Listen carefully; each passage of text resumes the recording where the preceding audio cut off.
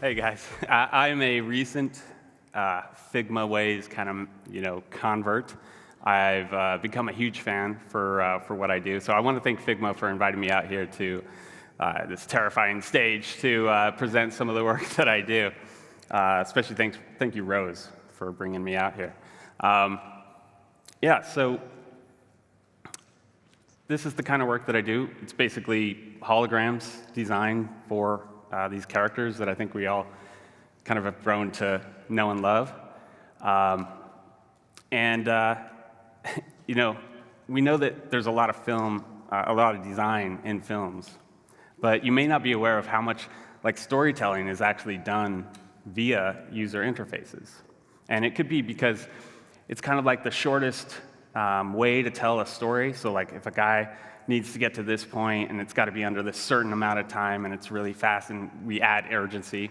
Or it could be we want to show you aliens or holograms. Or it could be title design. That was a bucket list item for me, my favorite series of Star Wars, and so getting to do the title crawl, it's really cool. But I don't think of my user as like Han Solo or Tony Stark. I think of my user as like a single person in the audience just munching on popcorn. And I always ask two questions, how can I clarify the story for them, and how can I make it magical? So the process for this, which I'll walk you through today, it's always kind of the same. We read a few lines in a script, try to figure out what the heck we're going to do, and I'll draw it out using pencil and paper, and then I'll design in Illustrator. Used to be my main thing. Now I'm 100% Figma. Come on. And then we'll throw it into After Effects and Cinema 4D for the 3D parts and composite it, and that's what ends up in the final film. So,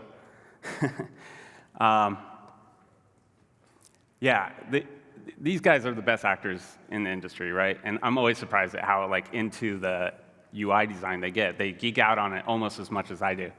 And it makes sense because it's a lot of their performance is tied up in that, and it's kind of like a person that wants to play a character that plays guitar. They'll actually learn guitar.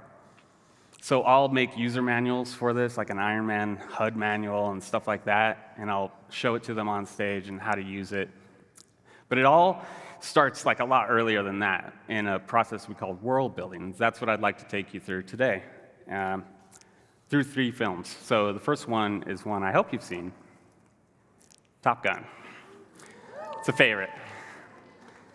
So this film starts with Tom Cruise, and he's trying to break the speed record in this fancy new plane. He's trying to hit Mach 10, and his whole world depends on it, right? So it's a very important scene in the film. And side note, this was production designed by Jeremy Hindle, who you probably hopefully saw last year on the same stage, describing his work on Severance. My work in the film is often a little bit harder to see, but if you notice in the reflection, some of my best work is it's right there, right between Tom's eyes. This is the only reason I come out of my little cave and do these terrifying talks, is to show the work a little bit bigger and a little bit better. So this was, I was brought on by my guys, G-Monk, and I worked with legends in the industry, Toros and Lepardo and D-Lou on this. And it all starts kind of really simply. It's like plywood and foam and metal. And the screens are actually like an iPhone X, an iPad Pro, even an iPod Touch. It's really what size is going to work for these things. So what you see in the films, you've got to always keep in mind, that's probably just devices that you have in your pocket, And even on Tron, the little triangle display on the light cycles. Side note, this was my other bucket list. I always wanted to do a display for a light cycle. How cool is that? Yeah, I love these things. That little display is actually an iPad mini, just kind of set in the bike. And so I'll design all this in Figma and kind of explain what everything is. This is for the actors and for the directors, and just to get everybody on the same page. I did the bike in Cinema 4D and put the display on there so you kind of have a context. I'll talk more about that movie at the end. But back to Top Gun, whenever you're on a Tom Cruise movie, expect some notes, a lot of notes. He is a pilot, and so for Maverick, he really insisted that all the actors be filmed like in the back of an actual F-18 fighter jet flying, right? And because you can't really fake all the G forces on your face and everything, you can't fake it. And so he's really set on every gauge, every number being real. And when he got in this cockpit mock-up, he's like, nah, this isn't how I like to fly, right? You saw the note. This is not how he likes to set up. So he wanted to move all the hardware around, wanted to redo all the UI, and a lot of designers would groan about that, are we even going to see it, right? But my thing is, this is why I wanted to do film in the first place, is everybody involved is so into every single little detail. And I was secretly excited because, it's fighter jets, and so I love the research phase of this. I got flown out to Air Station Lemoore to learn how to fly the actual F-18s, right? I built my own little simulator. It was a little meek, though, so I kept adding to it. And it got a little ridiculous. This was my desk working on Top Gun, but this even got more involved than I thought it would. So production assigned a SME, which is a subject matter expert, to me from the depths of Skunkworks. Like, he was in the top secret facility, and he was super mysterious. I only knew him by his call sign, Spock. So this is how I pictured him. No humor, super smart.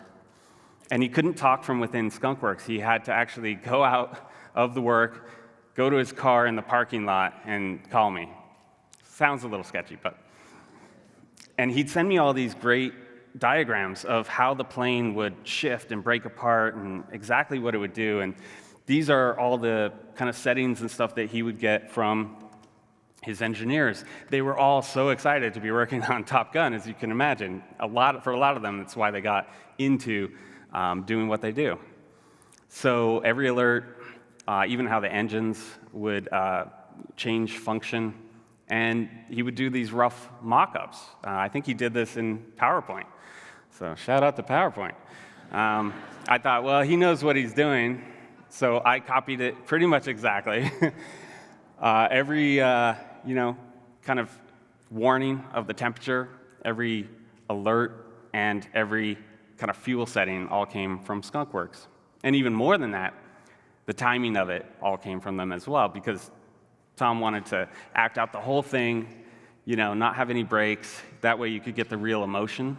So I timed out all these animations to go with how the plane would actually eventually do its thing. I hope I'm not spoiling it for anybody, but it ends up a little sideways at the end. And so you can see on the left is what's happening, so they could control all of the shaking and whatever to the setting. And then Tom would look at the screen and see that his jet is it's in trouble, And then the counterpoint to this is the control room for Dark Star. And these big screens here always start the same way. It's this simple line: techs sit with headsets watching satellite feeds, cockpit cameras, telemetry, etc. And it's the etc. that I worry about. It takes us months. They're basically saying, see that big empty area? Fill it. So that's what we do. We do a lot of detail on these, and we try to get it right to the specs for all the pilots who are potentially watching it and freeze framing it, right? So I'd like to show a video about how it kind of came out in the final film.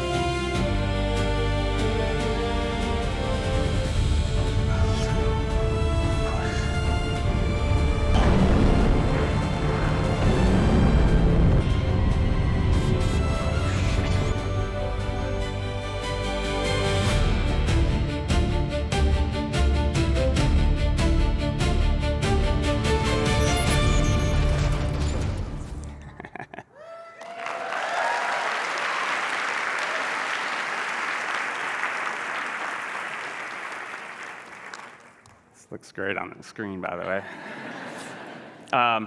So the next film is kind of the exact opposite of all the detail and realism we put into Top Gun, and it is Mitchells versus the Machines.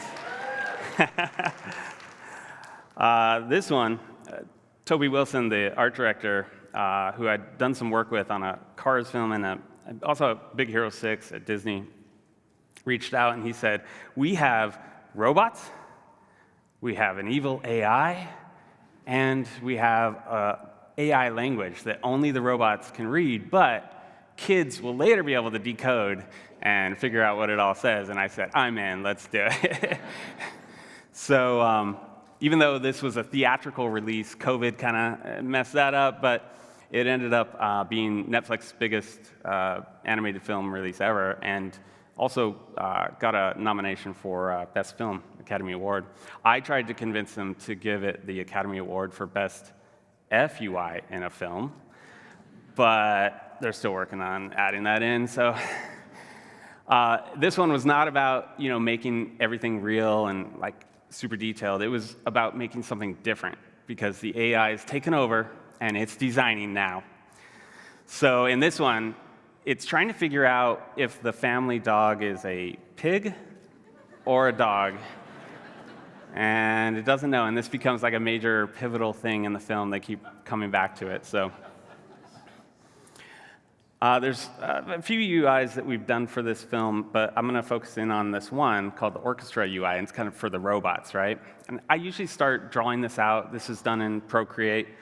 And I was feeling good. I was like, this is crazy. This is cool, And I was like, this is looking neat. I like the little chamfers on the edge and the insets and everything. And I brought it to production designer Lindsay Oliveras, and she took one look at it, and she just held up this Japanese coffee mug, and she said, see how there's no curves, there's no chamfers, there's no bezels, it's just simple, nothing that's not needed. And I was like, yeah. And she said, this is how an AI would design. Just nothing that's not needed. And I said, okay. I still didn't get it. I was nodding politely. And then she said, I think, what if you tried something with less lines? And I said, okay, I've got like 5 or 6 on it right now. Like less would be 5 or 4, and I'm picturing a rectangle. And I'm trying to design something amazing, and she's bringing me down to a rectangle. And she said, no, even less. And I was like, 3? She said, yes. And I said, okay, that's cool. Yeah, well, isn't that a triangle? And she said, yes. So I still didn't understand. So Mike Rionda, the director, pops in, and he says, dude, check out this artist named James Turrell. And I look at this, and this is the kind of thing you would normally just scroll past, right? It's 2 rectangles, red and blue, big deal. But it's part of an art movement called slow art that kind of invites you to just slow down a little bit and actually look at it. And when you start to look at it, you start to wonder, well, is the art just 2 colored rectangles, or is it the purple rectangle in the middle? Or is it the reflections? What is the art of it? And so I started looking deeper. And this one I liked. I was like, that's actually hard to do, pre-projection mapping. That's not just a rectangle, right? And then when I saw this, I knew exactly what Lindsay had been talking about. This is a strong, powerful, bold design, and it doesn't have any insets, it doesn't have any bevels or chamfers or anything extra. So this kind of art is kind of cool. I started getting really into it. Makes you ask, what is it? What does it mean? Why is it done this way? But I was really asking, how the hell do I make this into a UI, right? So whenever I don't understand something, I will actually recreate it just for myself. And so this is a vector version that I started doing, and you might look at it at first and just go, that's a white rectangle with a glow on it. But if you look closer, there's lots of gradients in it. They're not just linear gradients. There's lots of highlights. It actually took me a long time to kind of figure out how to make this look. There's pink highlights, there's blue highlights, there's even green highlights. And this opened me up to I didn't want to copy Turrell, but I wanted to create something new. And I made this, and they loved it when they saw this. This is the keyboard for the robots. And this is their screen that they look at with just, not even lines, it's gradients, right? And these ended up becoming their various control desks. And I worked in animations, for them to react to. And it ended up being really fun. And it's just a cartoon, guys, but I love how into the art they got to it, that they wanted it so different.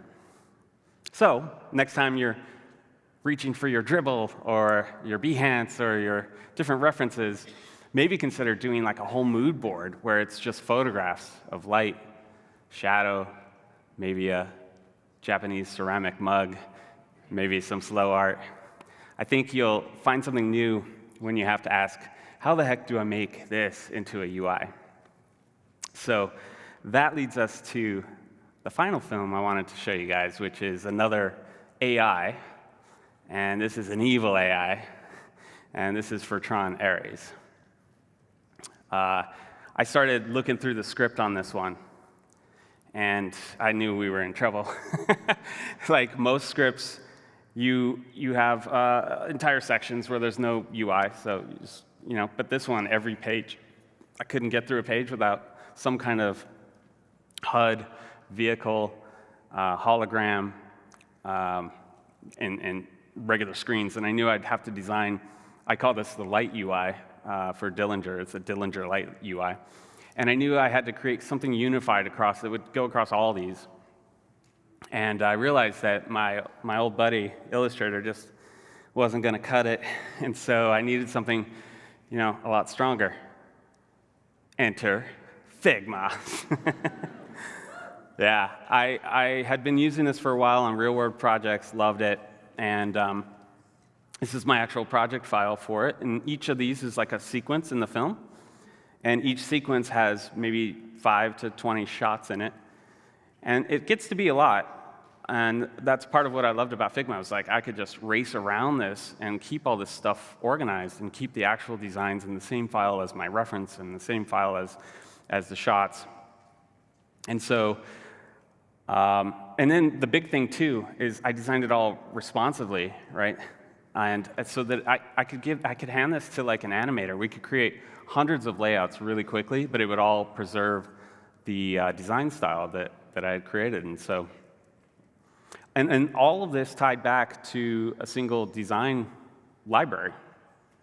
And this kept us really on track. Usually it's a real mess over the course of months. Sometimes on this one was a year and a half. This really kept us on track through the whole thing. And so, especially with like colors and stuff, right? Yeah, those colors are pretty correct. That's good. It's good. It's a little different from here, but I do like your guys' screen up here. It's amazing. But I don't usually start here. I start with character. And so here, you might notice that there's 2 horizontal bars. I'm always looking for something that could tie, especially a UI that's got to go across so many devices and so many different things, holograms and formats and stuff. I like trying to look for something to tie it all together. So there's horizontal bars and vertical bars, and the vertical bars kind of allow the UI elements to kind of hang off of it. And I came to this because I kept coming back to this one idea, and it was the idea of like a puppet on puppeteering rods. And Joachim, the director, had said early on that Ares, kind of the evil Ares AI guy, is like a puppet. And he's being controlled by Dillinger, who is the puppet master. And throughout the film, Ares is trying to break free. And he said, it's really the story of Pinocchio. And I was like, okay, I could see that, I guess. And the evil Ares is trying to become a good human.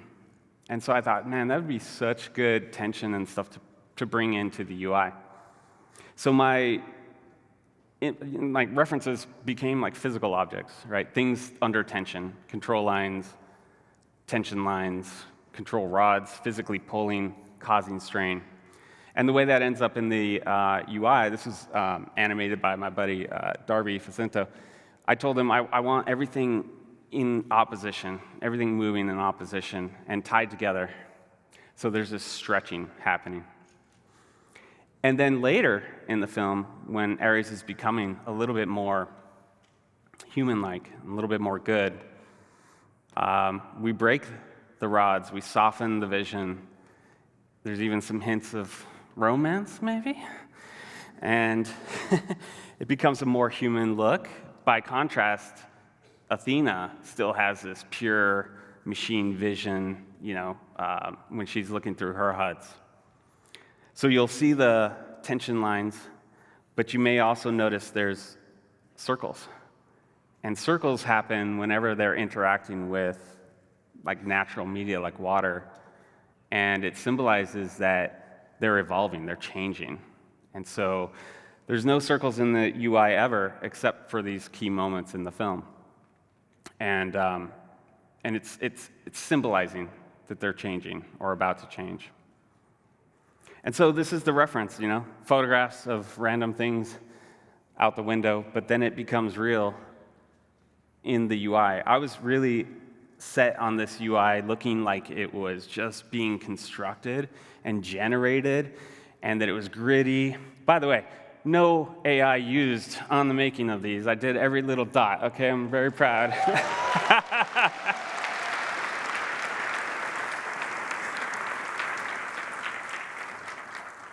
I'm excited about AI, though. Okay. But the AI is building these machines all throughout the film to kind of take over the world, and so that is conveyed in this. I'll also take photographs of 3D shapes that I find really amazing, and that'll help me do these volumetric holograms where they can actually feel like they have weight. It just feels right for a UI. Who would have known? And then this is Athena's recognizer, the big ship thing in the end. Her displays were kind of this cool shaped structure that was really, really fun to do. And if you notice, though, Joachim wanted every time they were in the real world for the UIs to be really realistic. So I've referenced all the stuff that I learned on Top Gun and put that in here. So this ship has kind of like a blimp UI, because I figured it's slow and menacing moving through the city. And it's also fighter jet displays for all of its weapon systems. So I'd like to end with just a few of the shots. This is about 20 shots out of 260 that I think we did. And it was all designed in Figma and composited and animated in After Effects.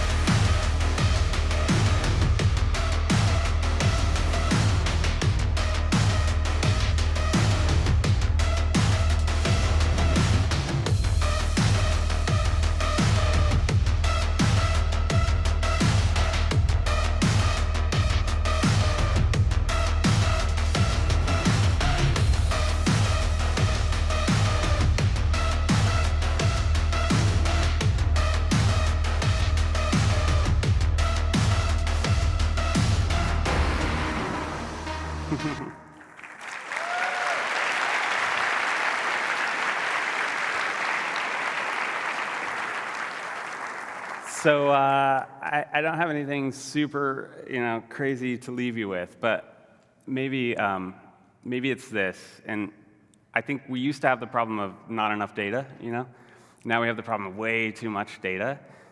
I've always found the kind of simple path to cut through that for humans is storytelling.